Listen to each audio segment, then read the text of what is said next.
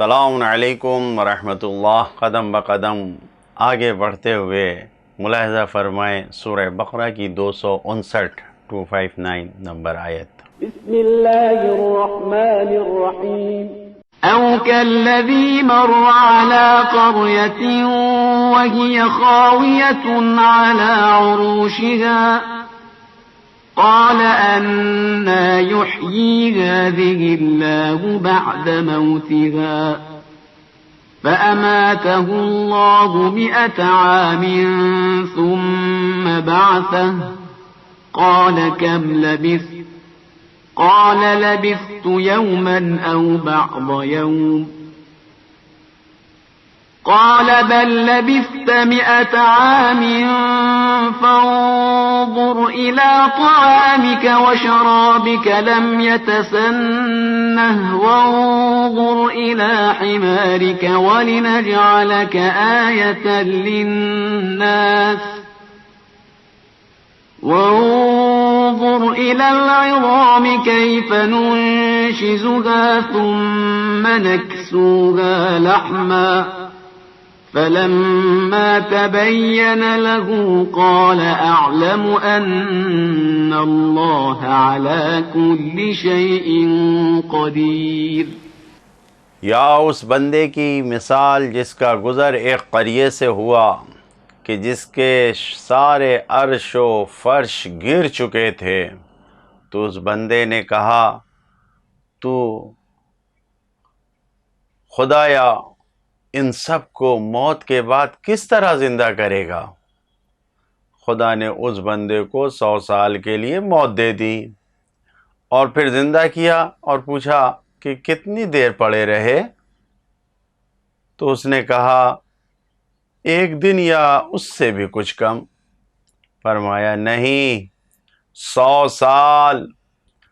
ذرا اپنے کھانے اور پینے کو تو دیکھو کہ خراب تک نہیں ہوا، اور اپنے گدھے پر نگاہ ڈالو، اپنی سواری پر، کہ سڑ گل گیا ہے۔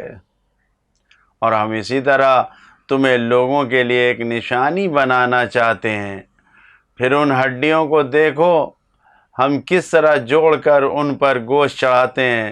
پھر جب ان پر یہ بات واضح ہو گئی تو بے ساختہ آواز دی کہ مجھے معلوم ہے کہ اللہ ہر چیز پر قادر ہے۔ گزشتہ آیت میں توحید کو ثابت کرنے کے لیے جناب ابراہیم کی نمرود سے گفتگو پیش کی گئی کہ جناب ابراہیم کی دلیلوں سے اللہ کے ایک ہونے کو ثابت کیا گیا، اور تاریکی اور ظلمات سے نور کی طرف لانے کا دوسرا واقعہ، قیامت پر، معاد پر عملی دلیل اس آیت میں پیش کی گئی ہے۔ تفسیروں اور روایتوں کے مطابق جناب عزیر کا واقعہ، جب کہ وہ بیت المقدس کے قریب سے گزرے جسے بخت النصر نے تباہ و برباد کر دیا تھا، تو سوال کیا کہ اب یہ قوم کس طرح دوبارہ زندہ ہوگی؟ پروردگار نے خود انہی کو مار کر زندہ کر دیا، اور کھانا محفوظ رہ گیا، لیکن سواری گدھا سڑ گل گیا، اور اس طرح انہیں موت کے بعد زندگی کی روشنی عطا کر دی، جو ولایت الہی کا خاصہ ہے۔ تفسیر المیزان میں ہے کہ یہ شخص یقیناً پیغمبر تھے، کیونکہ اللہ تعالیٰ نے ان سے گفتگو کی ہے۔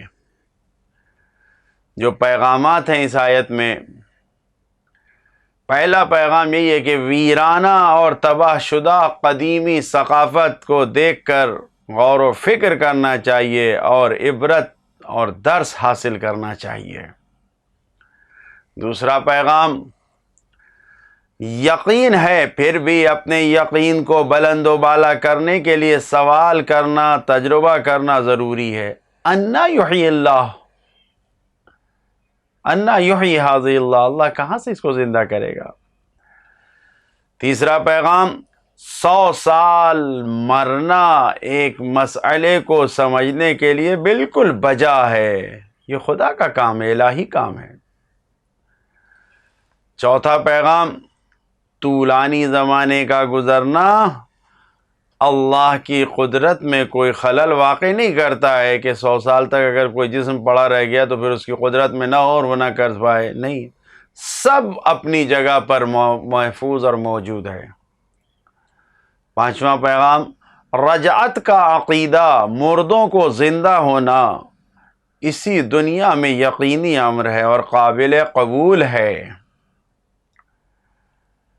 نمائش اور منظر دکھا کر، عملی منظرنامہ دکھا کر دینی معارف کو بیان کرنا، دین کی باتوں کو پہنچانا، یہ ایک بہترین ذریعہ ہے، بہترین وسیلہ ہے۔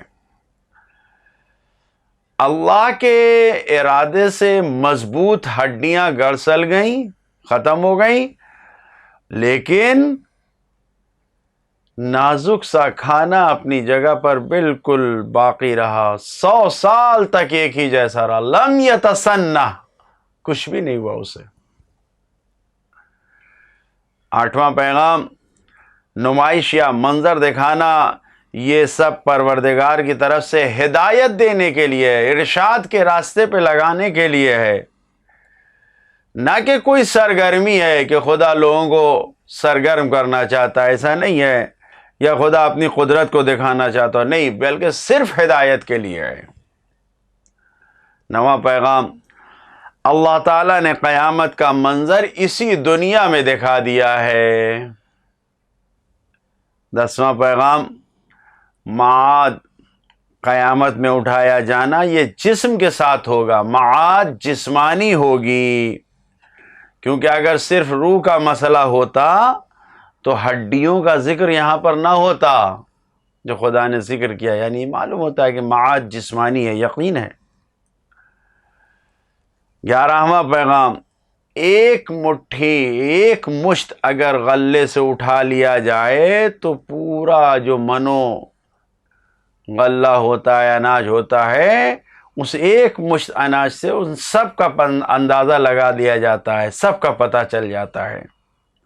اللہ نے قیامت کی ایک جھلک اس دنیا میں دکھا دی ہے جناب عزیر کے واقعے میں، کہ سب کو یقین ہو جائے کہ قیامت میں کیسے اٹھیں گے۔ عملی پیغام، اگر زندگی میں قیامت کا یقین آ جائے تو زندگی یقیناً کامیاب ہو جاتی ہے۔ خدا سے دعا کرتے ہیں روز آخرت پہ یقین کے ساتھ ہم سب کو کامیاب زندگی گزارنے کی توفیق عطا فرمائے۔ السلام علیکم ورحمۃ اللہ وبرکاتہ۔